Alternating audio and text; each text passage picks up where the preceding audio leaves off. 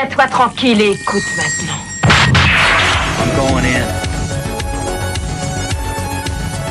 That's the year 2000. I've seen things you people wouldn't believe.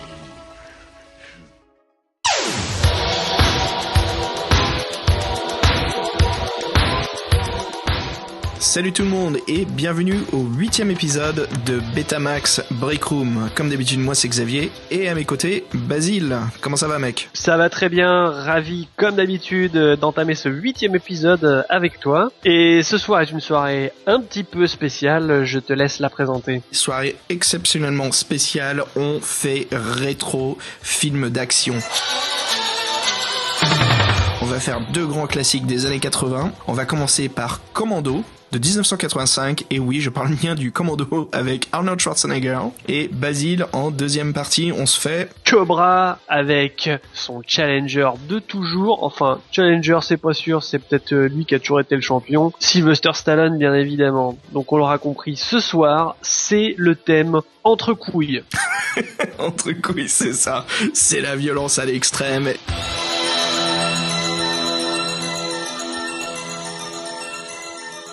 Alors Basile, avant de plonger dans la soirée entre couilles, discutons un petit peu du cinéma vite fait aujourd'hui. T'es allé au Cinoche récemment ? Oui, bah écoute, le dernier film que j'ai vu, comme beaucoup de gens, c'est Interstellar, le fameux film de Christopher Nolan. Bah écoute, on dirait que c'est un petit peu une mode là qui commence à émerger, le film spatio, métaphysico, philosophico, je ne sais pas trop quoi. Oh là. Ouais, c'est un peu étrange là. On dirait que c'est comme s'il y avait tout d'un coup c'est un nouveau genre, pas un nouveau genre, mais un ancien genre qui revenait au goût du jour finalement. Et j'ai vu pas mal de vidéos sur internet finalement qui surfaient un petit peu sur cette vague-là, des courts-métrages, des choses comme ça, etc., qui étaient dans le même esprit. Bah écoute, moi je peux pas dire j'étais très convaincu par ce film de Christopher Nolan, qui est pas de toute façon un de mes réalisateurs préférés, hein, je dois le confesser. Et il se trouve que j'ai revu cette année 2001 Odyssée de l'espace, qui est quand même un petit peu le chef-d'œuvre du genre. Alors ça, c'est marrant que tu dises ça, ouais. Parce que moi j'ai revu cette année Alien, je l'ai revu il y a pas longtemps là. Ah oui, bah Alien aussi, On finalement on n'est pas loin, c'est vrai. Mais honnêtement, on sent très bien que Interstellar va quand même très franchement du côté de 2001, c'est tout à fait assumé. Et honnêtement, bah il y en a un qui arrive vraiment clairement pas à la cheville de l'autre, c'est pas un réalisateur de la même trempe et ça se voit tout de suite, quoi. Basile, juste avant de rentrer dans le bourrinage, parlons de la révélation la plus, enfin j'allais dire la plus importante, c'est peut-être la révélation la plus importante de 2014, peut-être, hein, j'ai pas trop envie de dire ça, je me sens forcé, mais le teaser de Star Wars épisode 7. Ah tiens, bah oui, bah forcément, là, en plus, toi je sais que tu es très fan de Star Wars, donc évidemment tu devais en parler. Je l'étais, c'est ça le truc, je peux te dire que l'épisode 1, 2 et 3 ça a un peu écrasé mon geekage, mon fandom sur Star Wars. Et c'est tellement compréhensible, ouais. Toi aussi, tu gardes encore les cicatrices de cette douloureuse épreuve, je te comprends très bien. Et tu sais, je pense qu'on pourrait faire même un épisode complet de Betamax Breakroom sur épisode 1 et 2, vraiment, mais pas de s'énerver, tu vois, comme des rageux, mais vraiment, je pense qu'on pourrait développer et parler du script, à quel point, mais tout va de travers, quoi, il y a vraiment un problème. Alors il n'y a pas qu'un seul problème, je dis, sur l'univers Star Wars, il y a juste un problème sur une œuvre du cinéma, en fait. Eh oui, mais alors pour moi, ce serait comme perdre une heure de temps qu'on pourrait consacrer à un bon film. J'aime autant le laisser aux oubliettes et qu'on se penche sur des choses qui en valent un peu plus la peine. Voilà. Bon allez, on fait comme dans le film 300, on donne un gros coup de pied dans le bide à ce film, on le fout dans les oubliettes. On n'en parle plus. Écoute, voilà, ce teaser, moi, écoute, ouais, c'est un teaser, hein, je veux dire, c'est juste pour faire du buzz, c'est le but de Abrams et de la production. Donc c'est un succès, il y a tout le monde qui se filme avec leur réaction, je veux dire, voilà le but.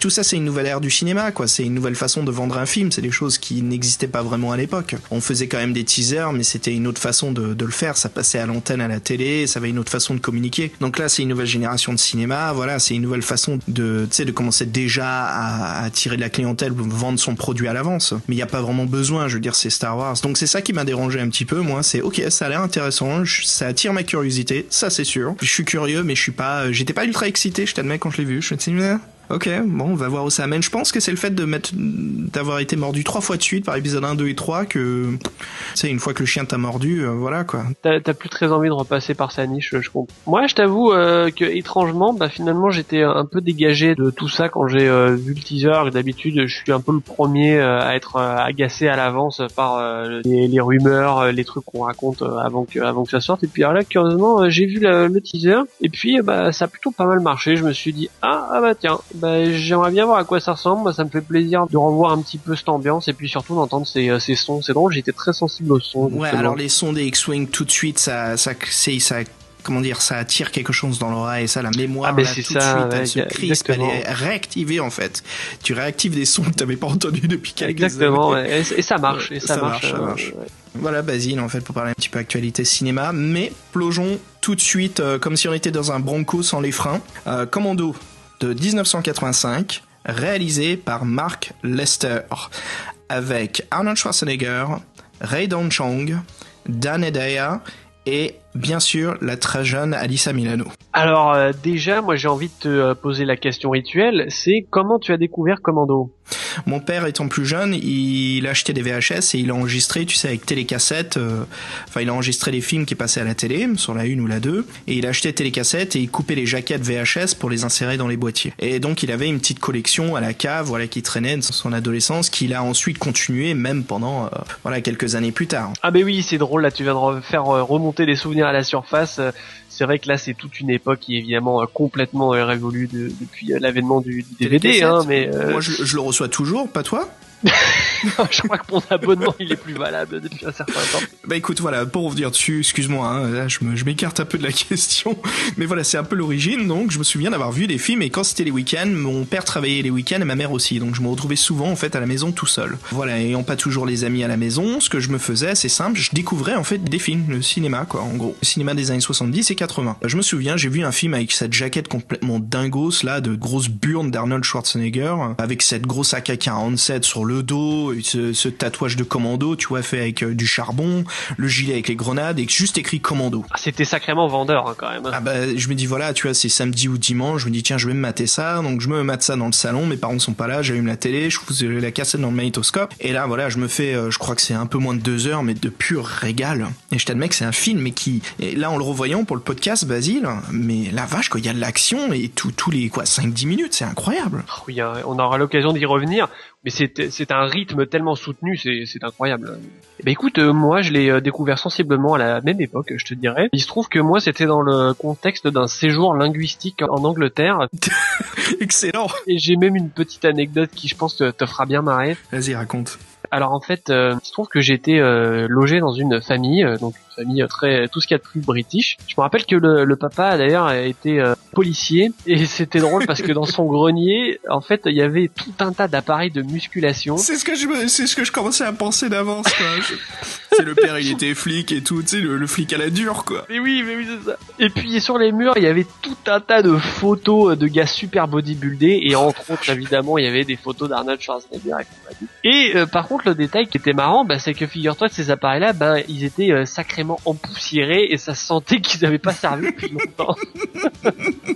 Évidemment. Et donc, Papa Policeman avait une très belle collection de VHS et il se trouve que c'est une époque en fait où moi j'avais, pour ainsi dire, pas mal de lacunes en fait en matière de cinéma pop, hein, je dirais, et beaucoup de films que la plupart des gens de mon âge avaient vus, moi je ne les connaissais pas. Figure-toi que Arnold Schwarzenegger, par exemple, moi je ne connaissais même pas ses grands succès, et c'est pendant ce séjour en Angleterre que j'ai découvert notamment les 2 Terminator. Alors imagine tout d'un coup quel était ce monde qui s'ouvrait à moi. Donc voilà, c'est dans ces circonstances que j'ai découvert Commando. Commando, Terminator, Predator, là c'est la grande époque Schwarzy là. Hein. Et c'est pas la même chose que fin 90 avec Collateral, 666, ces films qui manquaient de peps qu'il y avait tout au début de sa carrière. Hein. Ouais, c'est ça, on n'est pas vraiment dans le même registre. Alors pour préciser les circonstances dans lesquelles j'ai découvert ce film, alors figure-toi que tous les matins, et quand je dis tous les matins, c'est vraiment tous les matins, le petit garçon de la famille qui n'avait pas plus de 8 ans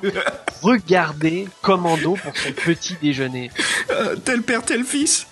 Tel père, tel fils. Et figure-toi qu'un jour, et ça je ne l'invente pas, un jour il me regarde droit dans les yeux, et puis il avait vraiment un sourire sur son visage, et il me dit « I like violence. J'aime la violence. Voilà. Je crois que c'est même pas la peine de commenter. Ah putain, c'est le cliché des familles d'accueil, toi. T'es tombé chez les cinglés, quoi. Ah bah écoute, la fille écoutait du Britney Spears à fond, et puis le petit gamin regardait Commando pour son petit déjeuner. Tu donnes envie à Alexandre Aja là pour écrire un script d'une situation qui commence mal, quoi, dans un film d'horreur classique. Ah, pas mal, mec. Ah bah d'ailleurs, c'est bien rétro nos histoires là. Hein. Basile, justement, plongeons dans le film là tout de suite. Et quand je dis tout de suite, est-ce que ça t'a marqué ce qui s'est passé à l'ouverture des des splash screens Alors quand je dis splash screen, pour ceux qui ne connaissent pas, les splash screens, c'est un peu tous ces logos animés des studios de production, des distributeurs, voilà, la production créative qui a tout au début des films. Donc quand je dis ça, c'est le logo de Fox, Touchstone. Je dois le confesser, d'ailleurs, moi je suis particulièrement friand justement de ces petits logos d'intro de studios célèbres. Il y en a certains que je connais par cœur parce qu'ils me rappellent certains films que j'ai adorés. Bah il y a ça qui marque énormément, ouais. Moi je pense tout de suite à United Artists qui ouvre les portes, par exemple. Voilà, avec ce U là, avec les dashs métalliques. Exactement, c'est... Bah tu vois, moi mes deux préférés, c'est le studio Golden Globis avec le logo Canon. Oh waouh. Parce que forcément le Golden Globis c'est un peu tous les films de merde. Et je vais dire merde parce que c'est le cas, quoi. Je veux dire, c'est quand même eux qui ont révélé au grand écran Chuck Norris, quoi. C'est grâce à eux qu'il est au cinéma. Non mais moi j'aime beaucoup ce logo, tu vois, le C en fait qui me fait beaucoup penser à l'OCCP de Robocop. Mais bien sûr, il est excellent. Et puis il y a la synthé derrière et tout. Puis t'as vu qu'il a été repris d'ailleurs il y a pas longtemps par je sais plus quel groupe de musique qui a... Cobra Copter. Ouais, c'est Cobra Copter exactement qui a repris ce logo-là. Voilà, on n'est pas les seuls à être amateurs. Hein. Alors Basile, le film commence sur quoi ? Le film commence tout de suite sur des scènes d'action. Ah bah c'est ça, là t'as même pas le temps de souffler une seconde, t'es déjà dedans. Là. Je crois qu'il y a, en l'espace de 5 minutes, il y a peut-être 6-7 gars qui se font buter. Ouais, à peu près, c'est ça, avec un montage tout en subtilité. Hein. Pas de musique encore. Pas de musique encore. Par contre, avec des one-liners. Ah oui, alors on commence direct. Ce film est rempli de one-liners et de catchphrases. Ouais, alors ça c'est une des caractéristiques de Commando vraiment. Alors c'est aussi l'époque qui veut ça, où il y avait particulièrement de films justement qui cultivaient là ce goût du one-liner. Et ce qui est intéressant, tu vois, contrairement à pas mal de films qui sortent aujourd'hui, qui sont là juste pour vendre de la consommation du produit, tu sens Commando, c'était pas du tout son but, quoi. C'était juste de vendre le film et de s'éclater avec ce qu'on pouvait mettre dedans. S'éclater, je pense que c'est vraiment le bon mot dans tous les sens du terme. Juste pour nos auditeurs qui savent pas ce que c'est un catchphrase, un one-liner, je sais que c'est des termes grand public maintenant, hein, mais vas-y Basile, explique juste vite fait. Ben alors disons que c'est un jeu de mots, un bon mot, une phrase accrocheuse qui va être évidemment donnée à un moment clé de l'action, qui renforce ce côté classe du personnage, qui fait de l'humour même dans les moments critiques. Voilà, ça c'est typique du cinéma d'action. Alors justement, en finissant de parler de catchphrase, vu que ce film en est complètement blindé, on va s'en sortir quelques-unes, Basile, mais il y a le fameux catchphrase de Arnold Schwarzenegger qui est « I'll be back ». Évidemment, puisqu'après Terminator, on a vu quantité de films où était replacée la fameuse réplique culte de Terminator. Commando n'y échappe pas, il y a effectivement un moment où il arrive à la placer. Je crois que c'est le king des catchphrases, hein, de toute façon, « I'll be back ». Hein. C'est ça, mais oui. Basile, qu'est-ce qui se passe après cette petite séquence d'intro ? Moi, c'est les choses qui me saute tout de suite à la gueule, qui me choque, qui me dit mais qu'est-ce que c'est que ce foutoir, ce bordel. Parlons vite fait de la BO. Parce qu'elle démarre dès cette séquence d'action du début, il y a le titrage et c'est de la BO pendant quoi, 2-3 minutes. Hein. Et c'est ça. Et puis alors là tout de suite, vous avez une sorte d'impression étrange. On ne sait pas ce que ça vient foutre là, cette musique. C'est ça. Et c'est une BO, c'est un mélange d'instruments des Caraïbes avec un synthé années 80 prononcé. On fout de la flûte de bambou avec du saxophone en reverb. Et puis pendant qu'on y est, on va ajouter, je sais pas moi, quel autre instrument, un autre style. Alors moi c'est ça où je me dis mais qu'est-ce qui se passe, c'est trop de thèmes, c'est trop un bordel, la musique on n'arrive pas à gérer. Pourtant tu sais certains instruments invoquent certains ressentis, je veux dire tu vois comme c'est des films de l'action, l'âme du guerrier, on y va avec cette musique de la chaleur, tu vois vu que ça se passe dans un décor assez chaud donc tu sens les instruments des Caraïbes. Mais après tu vois on a la flûte de bambou, c'est un peu la musique du guerrier, tu vois des films de samouraï, donc c'est un peu l'âme guerrier. Et puis après on a le saxophone qui est un peu ce côté, tu vois, jazzy. Ouais, et puis disons-le tout simplement, c'est juste parce que c'est les années 80 et qu'il peut pas y avoir un seul film où il n'y a pas de... Sans saxophone en reverb. Exactement, ouais, c'est ça. Donc ouais, moi j'ai trouvé que c'était un vrai foutoir cette zig dès qu'elle rentre dedans, dès qu'elle arrive dans le film quoi, tu sais plus où t'es. On est d'accord. Et puis, ce qui est quand même très étonnant, c'est que quand on a la curiosité d'aller regarder qui a fait la musique, bah, c'est pas n'importe qui, c'est James Horner, Monsieur Alien, entre autres, Monsieur Le Seigneur des Anneaux. On ne peut qu'être surpris, hein, voilà, que ce soit effectivement ce grand monsieur de la musique de film qui ait composé cette BO vraiment très étrange. Quel bordel, quoi. Je t'admets qu'au bout d'un moment, t'as envie de dire, oh, ça va, calme-toi. Ben oui, mais heureusement, il y a d'autres choses pour rattraper. Ah, c'est ça. Alors, justement, autre chose, le scénario, Basile. Moi, je voulais juste te faire parler de ce qui se passe. Donc voilà, le film vite fait, pour résumer en 3 secondes. Il n'y a pas besoin de plus de 3 secondes pour résumer, c'est ça qui est très bien. Bah tiens, justement, on se lance le challenge. C'est l'histoire d'un Komodo qui voit toute son escouade se faire buter, sa fille prise en otage, et il part la libérer. Bah voilà. Ben, je pense qu'il y a pas Excuse-moi, mais je voulais tout dire. Je voulais au moins dire ce qui se passe. Il y a quand même l'histoire du vice-président de je sais pas quel pays, quoi, de l'Amérique du Sud. Je me dis, mais j'avais complètement zappé, en fait, cette histoire-là, et toi? Et moi, c'est pareil. Là, tu me dis ça. Moi, je me rappelais même pas qu'il se passait ce truc-là. Ben, ça n'a aucun intérêt. Mais écoute, au moins, les scénaristes, ils sont donné du mal à donner une raison pour laquelle ils sont en train de tuer tous ces commandos et qu'ils embarquent sa fille. Au moins, il y a un effort là-dessus qui est fait. Ils ont quand même pas beaucoup insisté. Je pense que c'est ça qui fait la force du film. Ce qui est important, c'est de montrer dès le départ que la fille de Arnold Schwarzenegger se fait kidnapper, il n'est vraiment pas très content parce que c'est Arnold Schwarzenegger, et évidemment il va tuer la moitié de la planète pour aller la récupérer. C'est Freddie Mercury qui l'embarque, non? Oui, alors là, c'est un peu le frère raté de Freddie Mercury qui aurait un petit peu trop abusé sur la bière et qui ferait pas beaucoup de sport. Ouais, avec avec une étrange côte de maille en forme de Marcel, ouais. À Marcel avec une côte de maille. Vraiment improbable. Et le couteau de survie à la hanche, quoi. C'est ça, mais alors, ce qui est étrange, c'est que pourtant ça marche quand même. Je veux dire, le méchant, il a une tête de con, il est ridicule, mais ça marche très bien. Mais ouais. Tous ces mercenaires, si t'as remarqué, ils ont un design look punk. Mais c'est ça, et puis ils ont une tête pas possible. Voilà, moi je pense surtout, par exemple, à ce mec, le Black, qui a une tête pas possible, vraiment ouais. parfait pour ce genre de film. 2 mètres, crâne chauve. Ah ouais, puis une tête d'assassin, quoi, vraiment. Justement, comme on parle d'action, on parlait un petit peu plus du personnage de Schwarzenegger. Alors le nom, moi je trouve excellent, Matrix. Oui, tout de suite là, ça claque là comme un coup de feu, hein, c'est ça. Hein. Matrix. Alors est-ce que t'as remarqué que les 3/4 des dialogues, tu sais, des petits sbires, tout ce qui est bad guys, hein, antagonistes, ça discute seulement de la force brute qu'a Matrix. Sans arrêt, c'est ouais mais c'est le plus fort de la brigade des commandos, ouais mais il est vachement balèze, le méchant qui dit toujours à ses sbires crois pas que tu vas le buter comme ça, il est super balèze. C'est que des dialogues qui intensifient en fait la force brute de Schwarzenegger. Ça sert qu'à ça en fait. Mais bien sûr, ça sert juste à faire monter la sauce parce qu'on sait qu'à la fin il va y avoir un combat final complètement dantesque. C'est sûr, et puis on va en parler. Ah, vachement importante cette séquence, hein. Alors moi je vais venir sur un petit point, c'est juste que ça m'a vraiment fait rigoler, le montage de la séquence d'introduction du générique. Je pense que c'est le truc le moins subtil qu'on puisse faire et pourtant c'est exécuté avec tellement de maîtrise. C'est le fameux montage alterné avec d'un côté des scènes de Schwarzenegger avec sa fille où c'est complètement caricatural. Voilà, alors là on a tout, il se roule par terre dans l'herbe, la glace sur le nez, tout ça. Voilà, on a tous les clichés possibles et imaginables, mais c'est complètement assumé. Et puis en même temps, on a l'action pure et brute. C'est à la mesure d'Arnold Schwarzenegger, finalement, c'est vraiment pas dans la dentelle. C'est les gros muscles, boum boum dans ta face, mais ça marche super bien. Il y a ce plan qui veut tout dire, où c'est Arnold Schwarzenegger qui a complètement un tronc d'arbre sur ses épaules, qui est en train d'amener à ça résume, je pense que ça résume tout le film. Il y a pas Alyssa Milano qui est sur le tronc d'arbre ou qui est juste à côté de lui? Ouais, quelque chose comme ça, ouais. C'est ça, quoi. Et bien sûr, à ce moment-là, la bande originale fait péter les violons. Eh bah oui, évidemment. Voilà, c'est ça, pour montrer cette tendresse, tu vois, l'homme musclé mais qui est vachement proche. C'est un bon père de famille, c'est l'un des meilleurs pères de famille. Et on y croit, bien sûr. Bah bien sûr. Alors Basile, sautons directement depuis le début à la fin, parce qu'il faut qu'on parle quand même de cette séquence finale, cette énorme séquence d'action. Énorme, c'est le mot, avec un H au début. Hein. Alors écoute, tout de suite, vu qu'on parle sans arrêt de la BO hein, dans ce numéro, il n'y a pas de musique. Et qu'est-ce qui remplace exactement la musique, Basile? Alors là, je suis très content qu'on en parle. Et bah effectivement, ça c'est très intéressant. C'est que une bonne partie de cette fameuse séquence de fin, la seule musique qu'il y ait, c'est le bruit des armes. Et contrairement à ce qu'on pourrait croire, c'est une musique en soi finalement. C'est vraiment une véritable bande sonore. Alors on pourrait croire que ces fusillades, elles sont toujours faites comme ça, un petit peu de manière bourrine, sans que ce soit très réfléchi.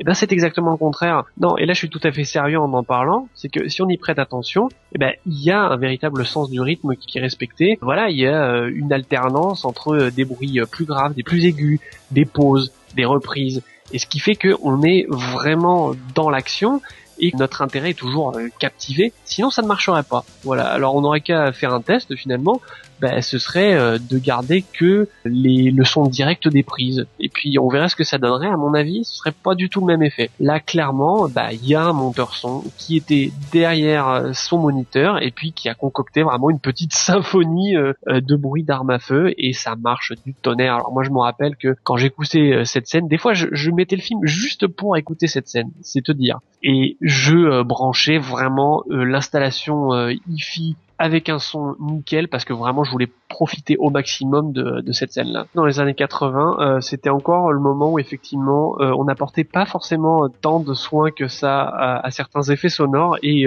les armes à feu par exemple. C'est vrai que dans les films d'action un petit peu bourrins, ça arrivait très souvent qu'on entende effectivement toujours les mêmes bruits qui venaient des mêmes sonothèques. Là clairement c'est pas le cas, et puis ce qui est très rigolo c'est qu'on a l'impression que c'est comme un véritable catalogue des armes à feu, si tu vois ce que je veux dire. C'est que comme Arnold Schwarzenegger arrive sur cette île avec son barda, avec une véritable armurerie à lui tout seul, c'est un arsenal, porte sur son dos, c'est un arsenal à lui tout seul, exactement. Et comme il alterne à chaque fois en prenant un par un tous ses fusils, ses mitraillettes, ses pistolets, voilà, c'est le catalogue de l'arme à feu par Arnold Schwarzenegger. Des disques de scie sauteuse. Et oui aussi, c'est ça qui est très bien, c'est que là on retrouve vraiment l'humour des scénarios, c'est que là ils ont vraiment voulu utiliser tout et n'importe quoi pour que ce soit complètement énorme et excessif, mais ça marche très bien. Et puis le timing est parfait où la BO justement rentre à la moitié de cette scène d'action et qui nous emporte, et là ça marche, je trouvais. Alors petit clin d'œil Basile, parce que là moi ça me fait rire à chaque fois, mais as-tu remarqué le chargeur des balles de la grande sulfateuse qui apparaît par pure magie? Ah bien sûr, ça c'est la magie d'Hollywood, c'est la magie du cinéma. Donc d'un plan à l'autre, bien sûr, on voit que c'est bientôt la fin du rouleau, ça cut à un plan serré qui revient sur lui en large, et bien sûr le chargeur a environ 3 mètres de balles derrière lui. Finalement, c'est ça qu'on retrouvait dans les jeux vidéo d'une certaine époque qu'on a bien connu, où les armes avaient des munitions illimitées, et c'est ça qui était jouissif. Les spectateurs d'aujourd'hui, on est beaucoup plus rigoureux. De toute façon, moi c'est ce que je vois comme preuve, Donc voilà, écoute Basile, le mot de la fin, pour moi c'est vraiment un excellent film d'action. C'est, comme on a dit, c'est le film justement qui se prend pas du tout au sérieux, qui veut s'éclater et qui fait les choses bien. Ouais, c'est exactement ça, et je pense que c'est pour ça que le film il vieillit très bien finalement, que ça reste un très très sympathique nanar finalement, parce que ça se sent bien que c'est assumé, et on est content, on embarque tout de suite pour cette aventure là, et puis voilà, c'est le Arnold Schwarzenegger des années 80, dans ses débuts, c'est les films qui ont fait sa légende, on en redemande. En effet, écoute Basile, moi je note ce film 5 tuyaux de vapeur à travers Bennett sur 5. Moi je lui mets 5 Alyssa Milano sur 5. Voilà. D'ailleurs, elle est où cette Alyssa Milano aujourd'hui? Écoute, je ne sais pas tellement, j'avoue que... C'est pas grave, on parle d'Alyssa Milano quoi. Écoute Basile, avant de passer à notre deuxième film de la soirée, je te propose justement qu'on écoute cette séquence d'action, le premier acte, où c'est seulement le bruit des armes à feu. À tout de suite.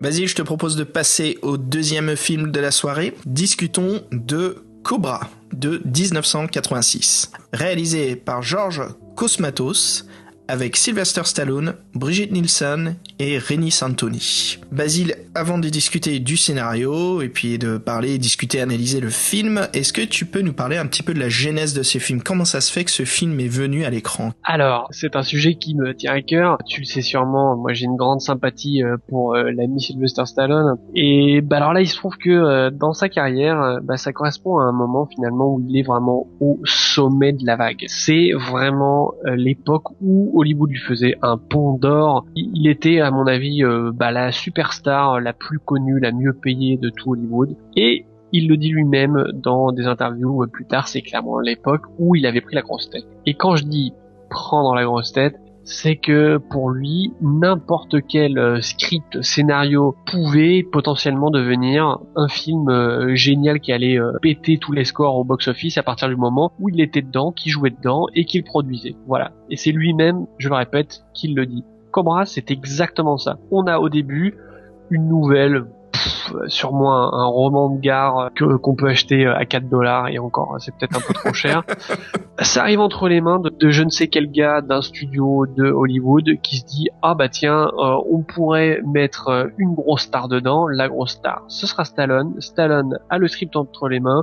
Et il se dit, parfait, ça c'est un rôle taillé pour moi, ce sera le film de l'été qui va tout péter. Et qui d'autre de prendre le réalisateur de Rambo 2? C'est ça. Alors moi j'étais surpris d'apprendre que c'était le réalisateur de Rambo 2, parce que Rambo 2, même si c'est un film assez mauvais selon moi, il a quand même fait son effet en son temps. Mais alors là, le truc c'est que Rambo 2, ça aurait pu être comme Commando. Le problème c'est qu'il y a un excellent film qui s'attache à Rambo 2. Oui, alors sauf que Rambo 2, on peut pas vraiment le comparer à Commando, justement pour le ton.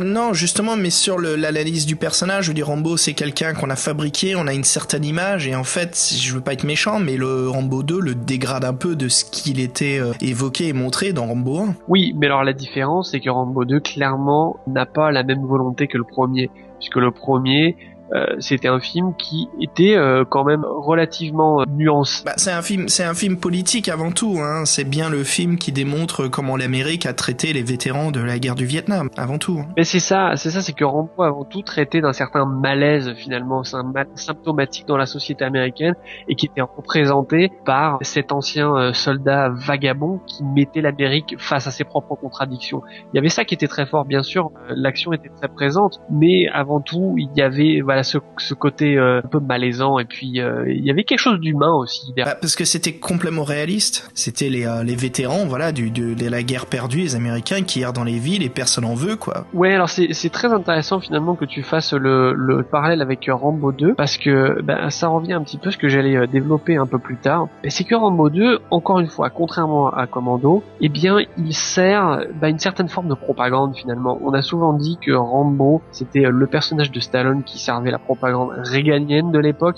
C'est exactement ça. Finalement, c'est une certaine idée de l'Amérique qui impose sa vision au monde et puis qui le fait dans la violence. Et Cobra, c'est exactement ça. C'est cette vision de shérif, de cow-boy qui estime que le crime, ça doit être réglé avec des méthodes expéditives et que la justice est finalement trop molle pour pouvoir les prendre réellement en charge. Ce qui est répété à fond dans le scénario, quoi, c'est que la police ne peut absolument rien faire et que Stallone est le remède en fait contre cette maladie qui est éparpillée partout dans la ville. C'est ça. Alors moi vraiment quand j'ai revu ce film avec mes yeux d'adulte finalement, où j'avais un regard qui était plus critique sur le côté l'idéologie qu'il y avait derrière le film, parce qu'il y en a réellement une. Moi j'étais vraiment choqué par ce côté très nauséabond d'un film qui a vraiment aucun scrupule à dire de façon complètement premier degré que c'est comme ça qu'on devrait traiter le crime. Et quand on pense à certains films des années 70, je pense évidemment avant tout à l'inspecteur Harry, qui était très connu pour ça, c'est d'avoir un petit peu soulevé ces problèmes-là d'une certaine façon de voir, de traiter le crime. L'inspecteur Harry, il y a quand même Don Siegel qui est derrière la caméra, et puis Clint Eastwood qui est devant. Il y avait quelque chose qui était évidemment beaucoup plus nuancé, beaucoup plus complexe. Alors que là, non. Là, on est vraiment dans le zéro absolu de la réflexion. C'est bête et méchant. Et en plus, il y a vraiment... Le mot est fort, mais là, je l'emploie vraiment tout à fait consciemment. Il y a quelque chose de vraiment fascinant franchisant dans l'attitude de ce flic, où tout est montré dans le film pour dire que il a raison de faire comme ça, quoi. Tout est monté justement pour montrer que c'est le héros parfait dans un futur qui a un point de vue d'un seul côté, en fait. Exactement. Les antagonistes du film, Basile, ce sont un clan de tueurs en série. Ce gang des H ou je ne sais quoi, qui n'ont aucune raison de commettre des crimes, ils ont aucun but, pourquoi ils le font? Alors c'est vrai que les tueurs en série, ils ont pas de but, sauf celui justement de la curiosité, ou ce qui les attire vers la violence, parce qu'ils cherchent eux-mêmes. Mais là, on voit bien que ce ne sont pas des psychopathes, c'est juste des fous furieux. Enfin, si, on peut dire que oui, mais pas sur le point de vue psychologique, tu vois, de freudien ou quelque chose comme ça. Ils ont aucune raison de commettre des crimes et ils le font. Et tu te dis pourquoi? Alors bien sûr, les victimes, c'est les femmes secrétaires des bureaux qui vont dans les parkings souterrains, qui ont fait des heures sub, donc il est minuit et quelques, donc bien sûr, la nana, elle va se faire couper en 1000 morceaux. Et puis bien sûr, après, on a le Stallone qui découvre le cadavre, tu vois, qui est saoulé des autres flics qui peuvent rien faire parce que voilà, il y a pas de preuves, il y a rien. Et lui, il sait bien sûr qui est l'ennemi, mais il est pas autorisé à le tuer. Tout ça est, comme tu dis, enfoncé, appuyé sur nous. C'est clair que ça devient lourdingue, quoi. À la fin, on se dit, mais c'est bon, on a compris ce qui se passe. Ouais, c'est ça. Et puis alors moi, je reviens sur ces fameux antagonistes du film. Ça aussi, moi, j'ai trouvé que c'était assez dérangeant, finalement, c'est qu'ils sont même pas vraiment identifiés. Ils sont complètement désincarnés, déshumanisés, on ne sait pas qui ils sont, qui ils pensent. Il y a une vague justification comme quoi ce serait une sorte de secte avec des rituels, on ne sait pas quoi, mais c'est absolument pas appuyé. Finalement, ça ne représente rien, c'est juste une sorte de masse obscure qui sert qu'à faire peur à la population. Et c'est ça finalement qu'on retrouve beaucoup, c'est ce côté attention, la ville est dangereuse, on peut se faire tuer à tous les coins de rue, on ne sait pas par qui, mais en tout cas on peut se faire tuer. Et bien sûr, pour combattre ce mal, il faut le médicament nécessaire, et là c'est au lance-flamme qu'on va te traiter, c'est pas de manière chirurgicale, ça c'est sûr. Tout va dans l'extrême où le personnage s'appelle Marion Cobretti, qui fait partie, alors ça aussi on nous le dit sans vraiment expliquer, mais qui fait partie de la Zombie Squad de la police, qui est une brigade d'action immédiate. Par contre, on ne voit jamais d'autres personnes de la Zombie Squad. Donc c'est un peu trop facile. Exactement. C'est le scénario qui cause sans vraiment montrer. Cobretti, c'est quoi? Il peut même pas se garer chez lui sans se faire emmerder par les loupards. Son appartement, c'est simple, c'est dans une boîte à œufs qui est dans le frigo. Il y a les pièces pour laver au propre son flingue. Il reste une part de pizza de la veille, ça sera son dîner. Et il continue à être chez lui, les pieds sur la table, à masticoter le canon de son flingue pour que ça soit ultra propre, en gardant ses grosses lunettes de biker sur la tête. Tu vois, c'est tout ce côté ardos, ce look en fait de j'essaye d'être un anti-héros, tu vois, je me force à être un anti-héros super cool. Exactement, je suis vraiment un dur à cuire, sauf que c'est ça qui est drôle, c'est que ça ne marche même pas. C'est-à-dire qu'il pourrait y avoir effectivement ce côté voilà, moi je suis un flic à la dure, et puis je vis dans un taudis, et puis voilà, ma vie elle est pas facile, etc. Mais ça ne marche pas, là c'est même pas réussi à ce plan-là. C'est ça. La BO joue beaucoup là-dessus, où si on écoute les phrases de la chanteuse là au début, dans cette scène où il rentre chez lui, je crois que le refrain c'est il faut travailler dur pour obtenir un salaire dans sa vie, tu vois, c'est un peu cette zik comme quoi on est tous en train de suer au taf et on n'a pas grand-chose, mais voilà, c'est le but. Mais heureusement, le héros est là pour veiller sur nous. Mais c'est ça en Comme fait. tout le film, tout est complètement premier degré et c'est absolument ridicule. Et vraiment, moi, je le dis, je le pense, pour moi, ce film est un échec à tous les plans. Tu vois, moi, je pense à un autre film avec Stallone, d'ailleurs qui n'est pas très bon non plus, mais en tout cas le propos était un peu plus intéressant. Moi je pense à Judge Dredd qui à la rigueur avec cet avantage. Aïe, Basile.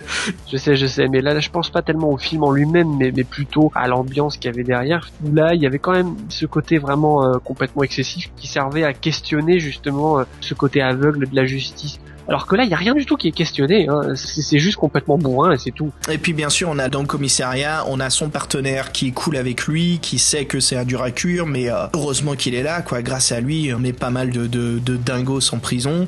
Et puis après, on a l'autre flic qui est l'autre inspecteur qui dit justement qu'il abuse des forces qui sont pas nécessaires, que c'est un tueur, qu'il y a toujours un moyen secondaire, que tout aurait pu finir sans qu'il y ait de meurtre, sans qu'il y ait de dommages collatéraux. Et tu vois, c'est ce flic qui sert juste à dire ça et qui hésite pas, en fait, le scénario, il vraiment le pousse à ce que ça devienne un trou du cul, où c'est Stallone qui vient de sauver une otage et des gamins dans un centre commercial, c'est la première scène d'action, et il sort de ce truc, et je crois que ce flic lui fait même la remarque, tu sais, Cobra, si moi j'aurais envoyé des hommes, ça aurait pu mieux se terminer sans aucun mort. Tu vois, c'est bon, on a compris, quoi. Tout est complètement téléphoné. C'est ça, exactement. Tu vois, on sait très bien que ce mec, il va se prendre une grosse droite, une mandale à la fin du film par Stallone, quoi. Et évidemment, ça ne manque pas, c'est effectivement ce qui se passe à la fin du film. Et même ça, j'ai envie de te dire, moi, ça m'a choqué. Parce que je me suis dit, mais comment est-ce que tu peux montrer un truc pareil et puis surtout faire comme si c'était ouais, il a eu raison de faire ça, c'est ça un vrai mec, ouais, il met un coup de poing dans la gueule de son collègue à la fin. Mais c'est vraiment complètement débile, et ça c'est vraiment complètement symptomatique du cinéma de Hollywood, particulièrement de cette époque des années 80. Et puis après le scénario, bien sûr, comment ça se fait que les tueurs, le gang des tueurs de hache ou je ne sais quoi savent où sont planqués Cobra et le seul témoin pour dénoncer. Bien sûr, tu vois, un témoin et ça suffit pour les enfermer tous. Évidemment. Donc voilà, s'il tue le témoin, tout est bon, mais c'est complètement débile. Bref, c'est pas grave. Alors moi, écoute, point de vue artistique dans le film, j'aimerais qu'on parle un petit peu du chef opérateur, de la cinématographie du film. Moi, je t'admets que je craque pour ce film, pour sa lumière. J'adore. Alors moi, je partage pas ton enthousiasme, mais justement, je m'étais fait la réflexion par rapport à la photo. Moi, je trouve que c'est pas mal raté, en fait, et c'est pas que j'ai quelque chose contre les trucs typiques des années 80, bien au contraire, tu sais que moi aussi, je suis très fan de cette ambiance-là, mais c'est juste que j'aime pas. Moi, j'ai trouvé que c'était raté, que, par exemple, c'est cette scène d'introduction, regarde, je sais pas si tu te rappelles, ce motard qui arrive dans le coucher de soleil. Ah, mais ça, je sais pas. J'ai trouvé que c'était vraiment, on aurait... Je t'admets, là, ce que tu m'évoques, voilà, c'était pas top. On dirait une mauvaise pub de l'époque, un clip de merde. C'est vraiment ce que j'ai pensé, quoi. Je comprends. Écoute, moi, il y a quand même des trucs que j'aime bien.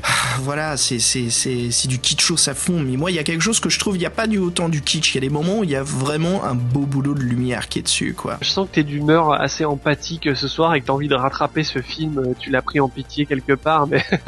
Je te l'ai pas dit encore, mais moi, je le gardais pour la fin pour te surprendre. Mais moi, j'aime bien Cobra. Pour moi, c'est un péché mignon. Ouais, je comprends très bien ce que tu veux dire. Moi, ça m'éclate de le regarder une fois par an, tu vois. Je me marre à chaque fois. Je sais, on est en train de le défoncer, c'est ça, hein. Je vais parler du montage que j'ai trouvé complètement à chier. Alors, je vais te citer 2 séquences. La première, je l'ai déjà évoquée, c'est la séquence du début avec le motard que j'ai trouvé mais vraiment super mauvais. Alors, on a compris, oui, c'est la menace qui arrive au loin sur sa moto, qui dans l'ombre on ne distingue pas son visage. J'ai trouvé que c'était tellement mal fait, rentre dedans, sans aucune inventivité ni rien. Et la deuxième séquence, c'est Brigitte Nielsen à son shooting photo avec des robots. Oh là là, mon Dieu, mais bordel. qu'est-ce que c'est que ce bordel? Qu'est-ce que ça vient foutre là? Mais vraiment. Mais c'est quoi cette époque où Stallone veut mettre des robots partout dans ses films? Je veux dire Rocky 4, Cobra, mais c'est bon, lâche les robots, quoi, merde. C'est pas possible, ça. En même temps, est-ce qu'ils étaient mariés à l'époque où ils ont fait Cobra? Alors, justement, pour la petite histoire un peu potin people, c'est effectivement le moment où Sylvester Stallone est sorti avec Brigitte Nielsen. Ouais, ça explique tout. Ça explique tout. Alors, c'est vraiment très symptomatique, je trouve, on en parlait, de ce moment de sa carrière, où il avait ce côté, je me la pète, bling bling, et puis évidemment, c'est le moment où il est sorti avec une mannequin, en l'occurrence une gloire très éphémère, hein, je souligne le mot, parce que Brigitte Nielsen, on l'a pas vu tellement ailleurs, entre Rocky 4, Cobra, et puis vite fait un film d'épouvante dans un avion dont j'ai oublié le nom. Ensuite, on l'a oublié. Voilà. Maintenant, je suis curieux, c'est quoi ce film d'épouvante dans un avion, Basile? Je sais plus, mais je me rappelle une annonce. Le shooting de robots. Ouais, là, tu vois, ok, là, c'était bien. Tu peux pas me contredire, là. Merde, non, c'était merdique, en effet, quoi. J'avais complètement zappé ces putains de robots, quoi. Ça n'a rien à foutre là-dedans, c'est pas possible, ça. Complètement d'accord avec toi. Alors, je vais juste revenir sur l'éclairage que j'aime bien. C'est, bien sûr, cette séquence complètement ringard où Stallone amène Brigitte Nielsen, enfin, excuse-moi, le nom du personnage, on s'en tape, je crois, hein, qui l'emmène, voilà, dans un diner, prendre une bière et manger des frites, avec cette petite séquence de tentative d'humour où Brigitte Nielsen arrose ses frites de ketchup, avec Cobra qui lui fait bien sûr la remarque sur sa santé, que c'est un peu trop de ketchup, blabla, on s'en tape. Et moi j'aime bien l'éclairage parce que voilà, on est dans du rouge sobre, tu vois, un peu violet, pour montrer un peu cette isolation du monde, l'isolation de la grande ville en fait. Ouais, c'est ça, exactement. Ça aussi, c'était tout en subtilité. C'est on part de la ville pour se mettre au vert, petit moment rafraîchissant, mais oui. C'est ça, avec les nappes de table carreaux blanc et rouge, tu vois, le truc italien. Enfin, on est dans le cliché classique du petit restaurant diner américain. La séquence de planque, en fait, où, vas-y, je viens d'y penser à l'instant, mais bien sûr, c'est la grande séquence où les deux personnages commencent à tomber amoureux l'un de l'autre. Il faut écrire cette séquence pour qu'ils commencent à s'attacher. Je veux dire, là, tu sens qu'à l'écriture et scénario, c'est vraiment de la merde, quoi. Je veux dire, allez, on ajoute une séquence parce qu'on a complètement zappé de le faire dans les autres séquences, donc on va faire juste tout en une séquence qui expliquera pourquoi ils vont baiser ensemble à la fin. C'est exactement ça. Bon, et puis alors, tant qu'on est dans la liste, on va continuer. Alors là, quand même, ça c'est un gros morceau. C'est le jeu d'acteur, et tout particulièrement le jeu de Stallone, qui n'a, je pense, jamais été aussi mauvais. À mon avis, je pense qu'on peut le dire. Ok, Basile, t'es prêt? Je vais te surprendre là. Vas-y. Moi, j'adore le jeu d'acteur de Stallone dans ce film. Je trouve qu'il est complètement mérité pour ce qu'on est en train de voir se développer devant nos yeux.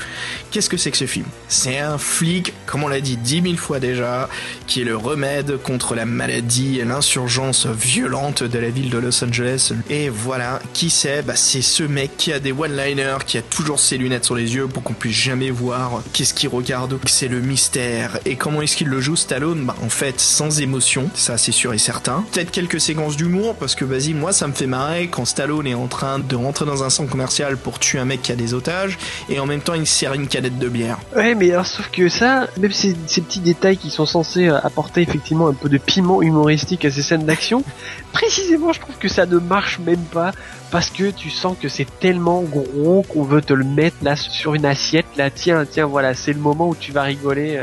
Écoute, moi je crois que je vais te choquer maintenant pour le reste du podcast. Moi je trouve que ça marche parfaitement. Et je déconne pas, je trouve que ça marche parfaitement. On est en train de taper dans du délire absolu, de l'ego pas possible d'une grande star d'Hollywood qui nous montre que sa nana est jolie. En fait, il nous montre, comme tu disais, c'était bien dit, son bling bling. Mais voilà, il nous montre comme son bling bling. Qu'est-ce que c'est? C'est des grosses chaînes en or. Tu vois, tout est trop, c'est du too much. Et qu'est-ce qui se passe quand on rentre dans le too much? On devient du nanar. Et là, je trouve que le mec qui sert une canette de bière, qui boit juste une gorgée, qui la jette par-dessus son épaule, qui reprend son flingue et que ça crosse avec un cobra qui est dessiné dessus, je trouve que c'est parfaitement dosé pour la stupidité qu'on est en train de regarder. Et je trouve que c'est même ça qui sauve le film, qui rend le film potable. Parce que le film est potable quand même, on peut le regarder sans se dire c'est bon, j'en ai ras le cul, je peux plus le regarder. On peut le visionner, pour moi on peut le visionner jusqu'à la fin sans vraiment en avoir ras le cul, quoi. C'est pas une abomination à ce point-là. Mais moi, tu vois, je trouve que tous ces petits moments-là de merde, le ketchup sur les frites, les gars en train de taper leur hache dans les airs, tout ça, c'est, j'ai envie de dire sauver le film, mais le film il est mort, tu vois, je sais pas comment dire.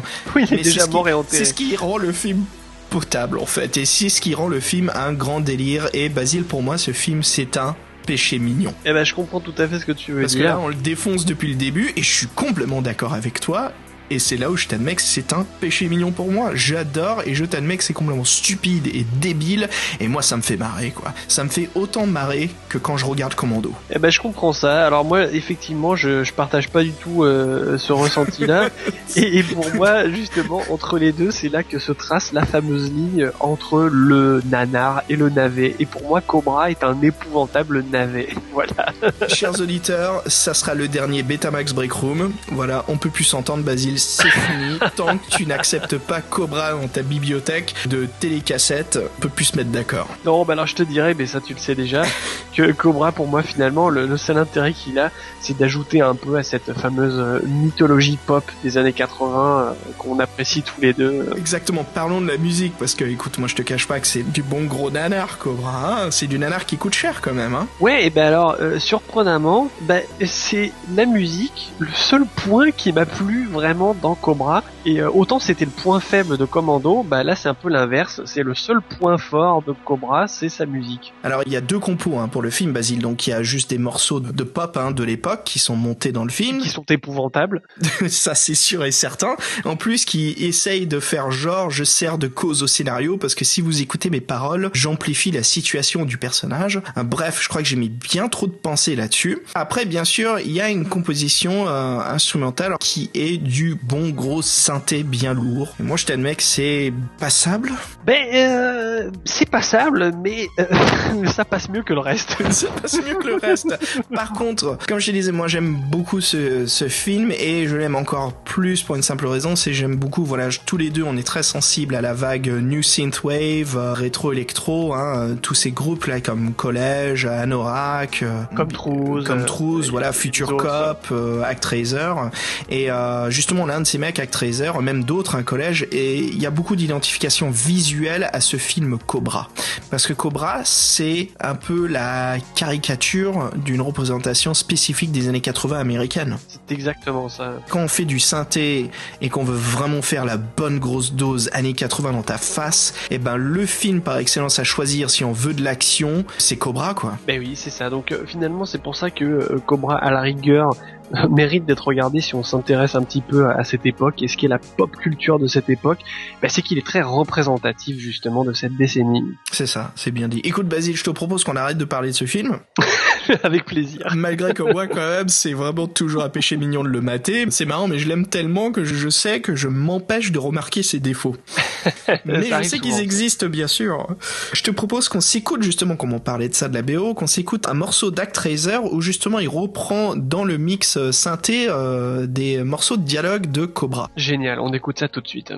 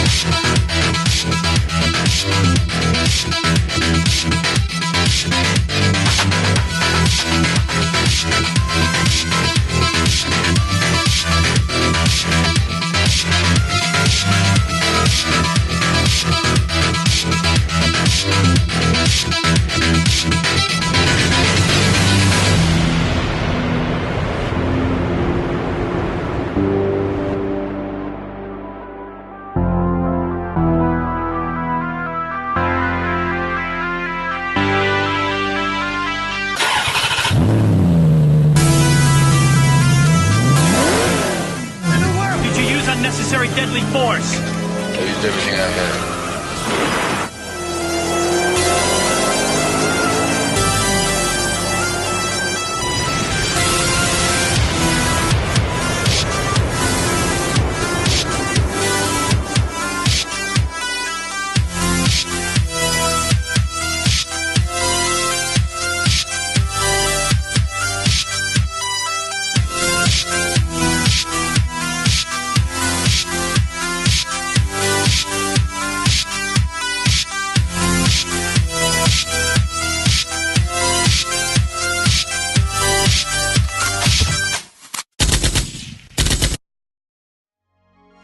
Alors Basile, voilà, on arrive à la fin de ce Betamax Break Room où on n'a pas rechargé les chargeurs, on conduit des bolides de collection américaine avec des engins pas possibles et on est les justiciers de la ville. Au fait, on a oublié de noter le film. Ah oui, bah écoute Basile, moi je vais le noter, sérieusement, je vais le noter point de vue qualité cinématographique, la moitié d'un robot du plateau photographique de Brigitte Nielsen sur 5. Ok, bah écoute, moi je vais être beaucoup plus impitoyable. Moi je vais lui mettre une canette de Pepsi géante sur 20. Je sais pas si tu te rappelles ce magnifique placement de produit tout en subtilité dans le supermarché, juste avant qu'il boive sa fameuse canette de bière. On voit une énorme canette de Pepsi. Oh là là, c'est impossible de la rater.